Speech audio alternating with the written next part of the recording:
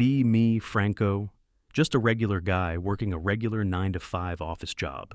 It's not glamorous. I'm not a Wall Street shark or a tech bro millionaire. My job is to sit in a cubicle and stare at spreadsheets until my eyes glaze over. The company I work for is a mid-level cog in a much larger, faceless machine. We do something with logistics and supply chain management. Honestly, I couldn't explain the specifics to you if my life depended on it. All I know is that numbers go in, different numbers come out, and I get a paycheck every 2 weeks that covers my rent and my internet bill. It's the kind of place where the biggest event of the year is the annual chili cook-off.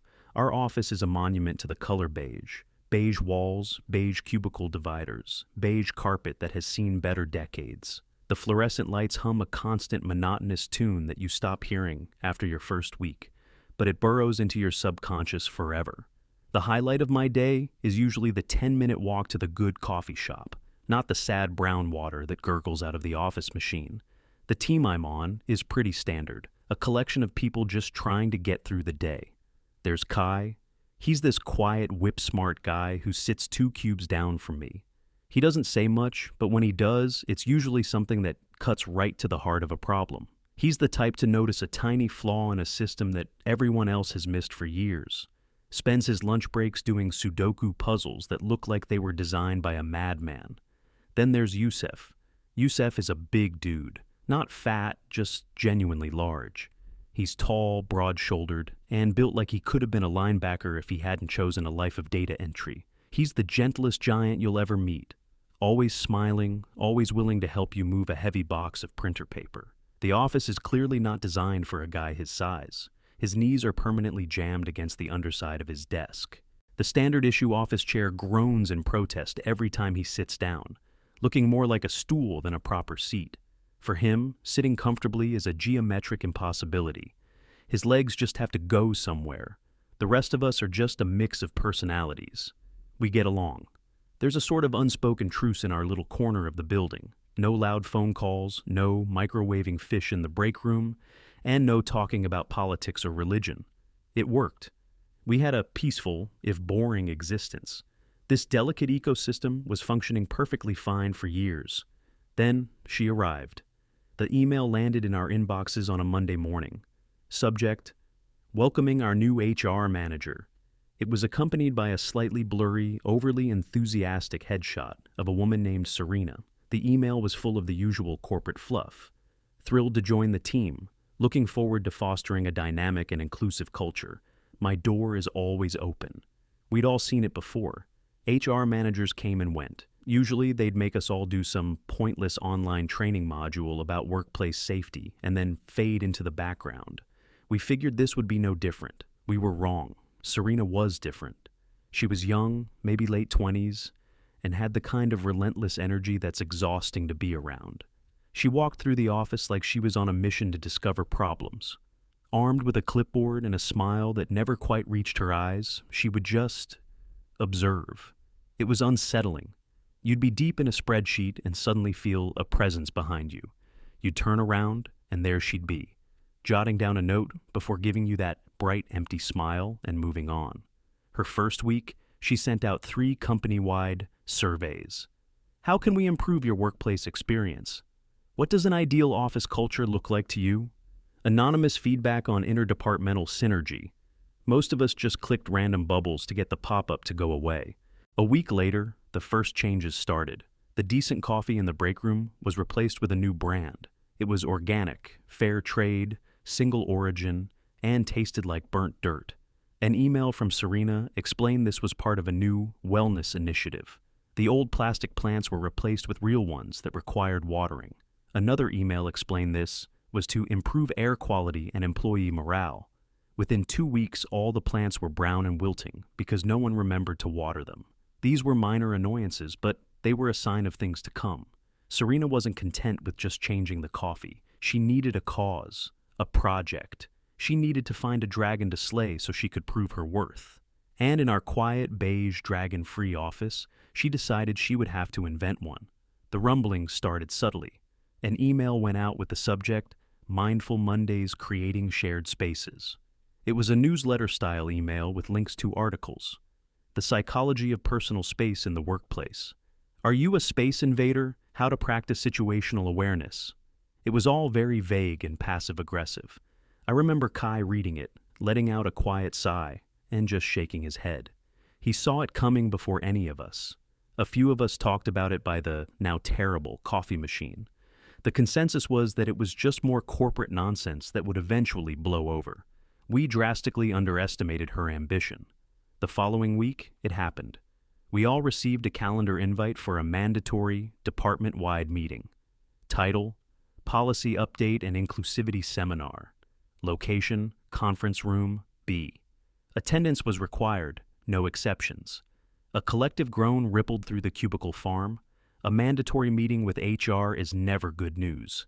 It either means layoffs or some new, inconvenient policy. We all filed into the conference room at the appointed time. The air in that room is always stale, a mix of old coffee and quiet desperation. Serena was standing at the front, next to a projector screen, radiating an almost disturbing level of excitement. She was about to have her moment. "Thank you all for coming," she began, her voice ringing with false cheerfulness. "I've been doing a lot of observing and listening since I joined the team." "Oh, we know," we thought in unison.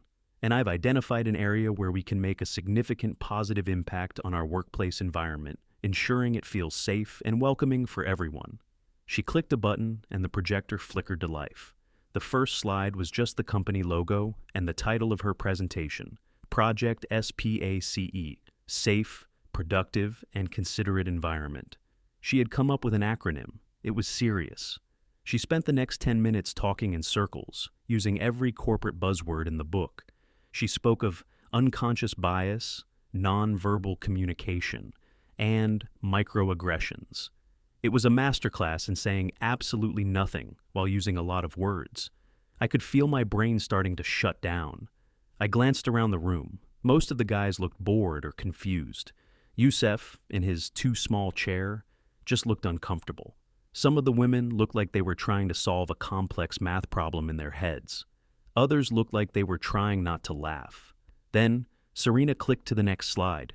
It was a diagram. A cartoonish, gender-neutral figure was shown sitting in a chair in two different ways. One was labeled closed posture. The figure was sitting with its knees and ankles tightly together. The other was labeled dominance posture. The figure was sitting with its knees spread apart. A giant red X was plastered over the dominance posture image. A knot of dread started to form in my stomach. "One of the most common forms of nonverbal territorialism in a professional setting," Serena announced, her voice filled with the gravity of a surgeon announcing a diagnosis, "is something called manspreading." A few people shifted uncomfortably in their seats. The word just hung there in the stale air. It felt ridiculous. "This is the practice of sitting with legs wide apart, thereby encroaching on the personal space of others," she explained. "While often unconscious, it can make colleagues feel intimidated, uncomfortable, and disrespected. It's a subtle assertion of dominance that has no place in a modern, collaborative workspace." She clicked again. A new slide appeared.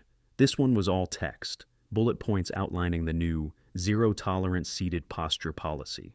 My eyes scanned the words, but my brain refused to process them. All employees are required to maintain a seated posture with their knees no further than shoulder-width apart. In shared spaces, such as meeting rooms and the break room, a closed-knee posture is to be considered the standard of professional conduct. Failure to adhere to this policy will result in a verbal warning, followed by a written warning, and may be subject to further disciplinary action. This was real. This was actually happening. She was creating a formal, written policy about how we were allowed to sit in a chair. I looked over at Youssef. His face was a mixture of disbelief and genuine panic. For him, sitting with his knees together wasn't just uncomfortable, it was a physical challenge. He was already doing his best to fold his large frame into the tiny chair. This new rule was asking the impossible. Serena continued, oblivious to the wave of stunned silence that had washed over the room. She talked about how this new policy would lead to a more harmonious and respectful environment, how it would empower people to feel more comfortable in their shared spaces. She was genuinely proud of herself. She believed she was doing something important. She finally finished her speech. "Are there any questions?" she asked, with that same bright, unwavering smile. No one said a word. What could we even say? How do you begin to argue against something so completely and utterly absurd without sounding like a child? Any objection would just be twisted. If we complained, we'd be accused of being defensive, of not caring about our colleagues' comfort, of embodying the very toxic masculinity she was trying to fight. She had created a perfect trap. The silence stretched on for an awkwardly long time. "Great," Serena finally chirped, clapping her hands together. "I'm so glad we're all on the same page. I'll be sending out a formal memo later today, and new posters will be going up around the office to remind everyone of our commitment to Project SPACE." The meeting was dismissed. We all filed out of the conference room like we were in a trance. A low murmur started as soon as the door closed behind us. Disbelief, anger, ridicule. It felt like a prank, but the earnestness on Serena's face told us it was all too real. We gathered in small pockets back in the cubicle farm, speaking in hushed tones. "Is she serious?" They can't actually enforce that, can they? What are we supposed to do? Get out a ruler every time we sit down? Yusuf just went back to his desk, looking defeated. He sat down and consciously tried to squeeze his knees together. The look of physical strain on his face was painful to watch. I walked over to Kai's cubicle. He was just sitting there, slowly spinning a pen between his fingers, a thoughtful expression on his face. He wasn't angry like the rest of us. He looked analytical. "This is insane," I said, keeping my voice down. He didn't look up. He just kept spinning the pen. "It's not about insanity, Franco," he said quietly. "It's about metrics." "What are you talking about?" He finally stopped the pen and looked at me. "She's new. She needs to prove her value. She needs to show her bosses that she is an agent of change. So she invents a problem, creates a policy to solve it, and then she'll collect data to show how effective she's been." He was right. It wasn't about comfort or respect. It was about her career. It was a corporate game, and we were the pawns. "So what do we do?" I asked. "Complain to her boss? That feels like a losing battle." "It is," Kai confirmed. "Complaining is what she expects. It would validate her position. It would frame us as the problem." He leaned back in his chair, a faint smile playing on his lips. It was the kind of smile that meant he had an idea. "An unjust rule, when followed to the letter, becomes its own punishment," he said, sounding like some kind of ancient philosopher. "You can't fight the bureaucracy. You have to become the bureaucracy." A few of the other guys had drifted over to his cubicle, drawn in by our conversation. "What does that mean?" someone asked.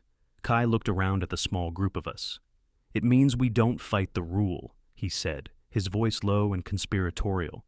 "We don't break it. We don't complain about it." He leaned forward, and his smile widened. "We embrace it. We enforce it upon ourselves more strictly than she ever could.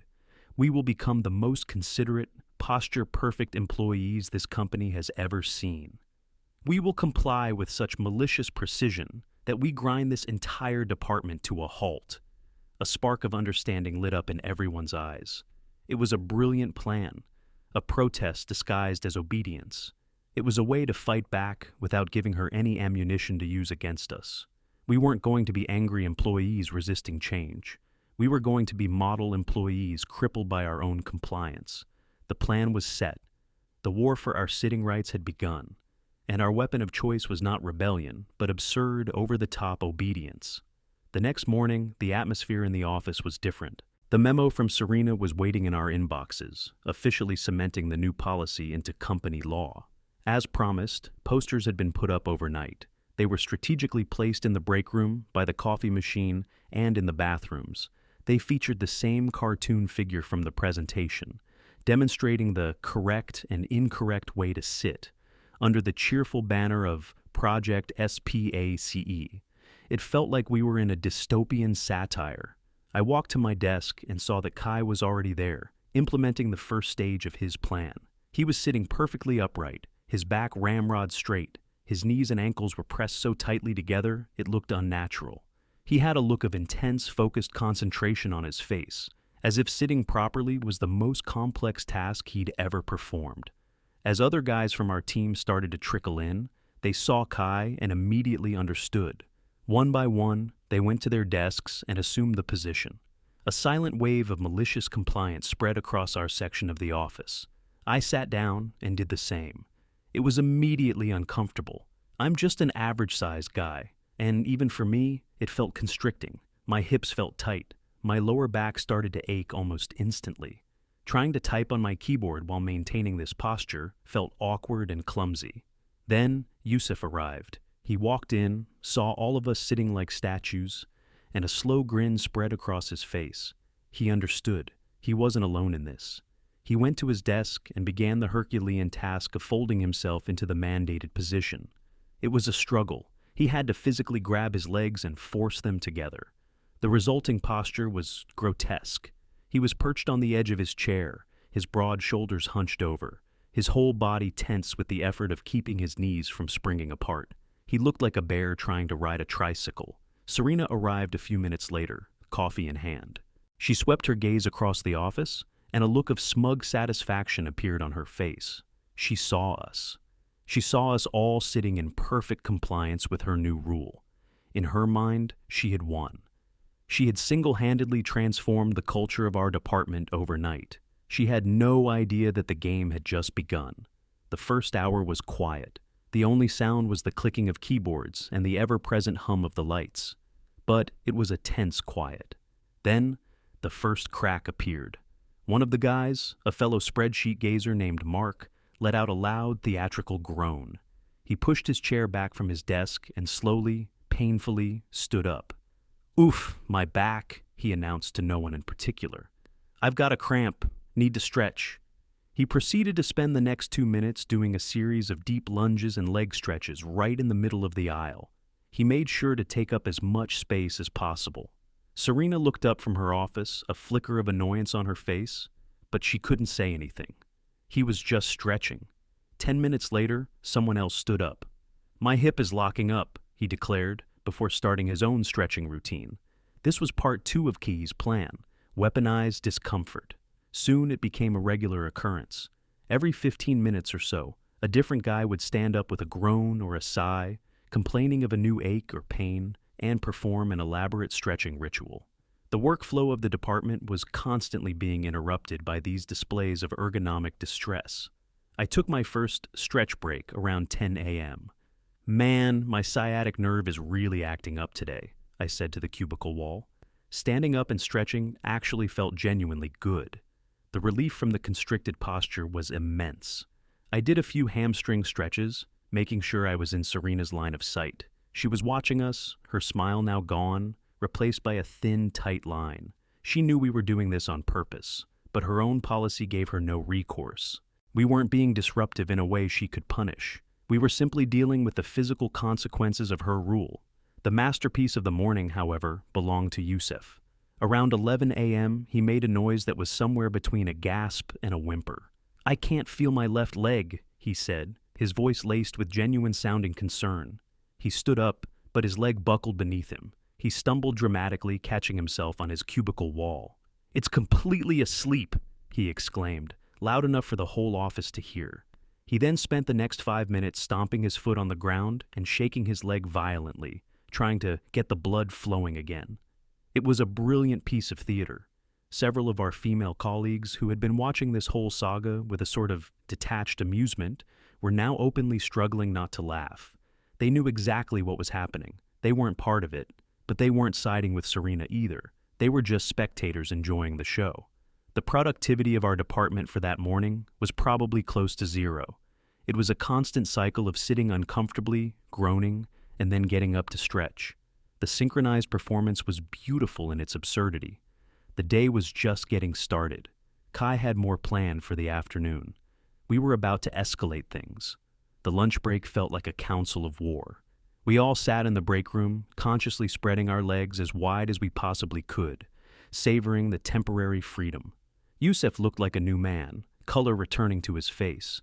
We didn't talk loudly about the plan, but there was a current of shared understanding. Kai was eating a sandwich and looking at his phone, but I could tell he was thinking. "The morning was good," he said without looking up. "We established the physical toll. The afternoon is for props." He took a bite of his sandwich. "We need to demonstrate that we are actively trying to mitigate the harm this policy is causing us. We are being proactive about our wellness." Beautiful corporate-sounding phrase. It was perfect. We returned to our desks after lunch, ready for Act 2. Kai was the first. He walked in holding a small gray cushion, the kind you might use for lumbar support. He sat down, assumed the position, and then meticulously placed the cushion directly between his knees, squeezing it gently. He let out a soft, contented sigh, as if he'd just discovered the secret to ergonomic nirvana. Serena's head popped up over her office wall, her eyes narrowed as she saw the cushion. She watched him for a solid minute, trying to find a rule he was breaking. But he wasn't. If anything, he was showing a proactive commitment to his physical well-being in the workplace. He was using her own language against her. She couldn't say a thing. She ducked back down behind her wall, defeated. That was the green light. Within half an hour, it was a full-blown cushion revolution. People were creative. One guy rolled up his spare hoodie and wedged it between his legs. Another, in a moment of sheer genius, grabbed an empty cardboard box from the recycling bin and placed it between his knees. I found an old 3-ring binder that was falling apart and used that. It wasn't comfortable, but it made a statement. The office no longer looked like an office. It looked like a physical therapy ward for people with identical, very specific injuries. The absurdity level had been cranked to 11. The constant symphony of groans and stretches continued, now supplemented by the occasional squeak of a cushion or the rustle of a makeshift support device. We had another accident around 2 p.m. Kai needed to go to the printer. He stood up, forgetting about the cushion between his knees.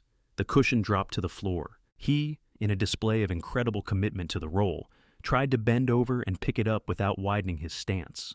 This involved a very awkward, stiff-legged squat that made him look like a flamingo trying to bow. He lost his balance and had to grab onto a filing cabinet to steady himself, letting out a frustrated sigh. The entire charade took about 30 seconds.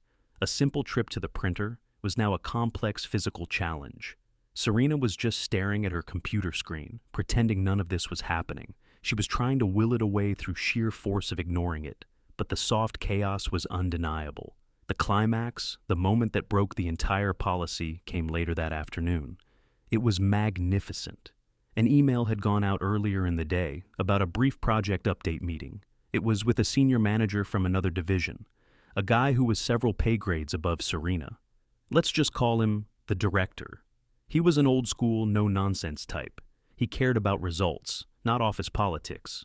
The meeting was in the main glass-walled conference room, the fishbowl. The attendees were Serena, the director, and 3 members of our team, including, crucially, Youssef. We could all see them gather around the big conference table. Serena looked nervous. This was her chance to look competent in front of a superior. The director sat down like a normal person. Serena sat down, primly and properly.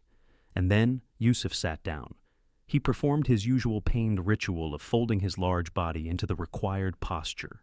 Even from across the office, we could see the tension in his shoulders. He was squeezed into his chair, knees pressed together, looking like he was about to be launched into space. The meeting started. Serena was talking, pointing at a chart. The director wasn't looking at the chart. He was looking at Youssef. He had a puzzled expression on his face. He watched Youssef for a good minute, who was shifting uncomfortably, his face tight with discomfort. Finally, the director held up a hand, interrupting Serena mid-sentence. We couldn't hear what he said, but we could read the room. He gestured towards Youssef, a clear question on his face. Something like, "Is this guy okay?" Serena's face froze. A deer in the headlights. She stammered something, giving a weak, dismissive wave of her hand, trying to get the meeting back on track. But the director wasn't letting it go. He was still looking at Youssef with genuine concern. And then it happened. Youssef's body betrayed him. A massive, uncontrollable cramp seized his leg. His leg shot out from under the table, kicking with the force of a mule. It slammed into the table leg with a loud thud that we could actually hear from our desks. He let out a pained roar and jumped to his feet, knocking his chair over backwards with a crash. He stood there in the middle of the meeting, clutching his thigh, hopping on one foot. The meeting was completely derailed. The director was on his feet, looking alarmed. Serena's face went from pale to ghostly white. Her grand presentation, her moment to shine, had been destroyed by a man-sized Charlie horse. It was public humiliation of the highest order. Her project to create a safe and considerate environment had physically assaulted its largest employee in front of a company executive. The irony was so thick, you could cut it with a knife. The director said something to Yusuf, who was still trying to walk off the cramp, and then said something short and sharp to Serena. He then turned, walked out of the conference room, and went straight back to his own part of the building without a backwards glance. The meeting was over. Serena just stood there for a moment amidst the wreckage, her face a perfect mask of horror. Then she slowly, mechanically, picked up the fallen chair and scurried back to her office, closing the door behind her. A beautiful, reverent silence fell over our department. We had won. The next morning, there were no posters on the walls. They had all been taken down. No one assumed the position. We all sat normally, gloriously, comfortably. We sprawled. It was a beautiful thing. Serena's door remained closed all morning. Just before lunch, an email landed in everyone's inbox. It was from the director's office. The subject line was clarification on workplace ergonomics. The email was short and to the point. It stated that, for the health and safety of all employees, everyone was encouraged to find a comfortable and sustainable sitting posture that worked for them. It mentioned something about listening to your body and taking regular breaks. It never mentioned Project SPACE or the no manspreading rule. It didn't have to.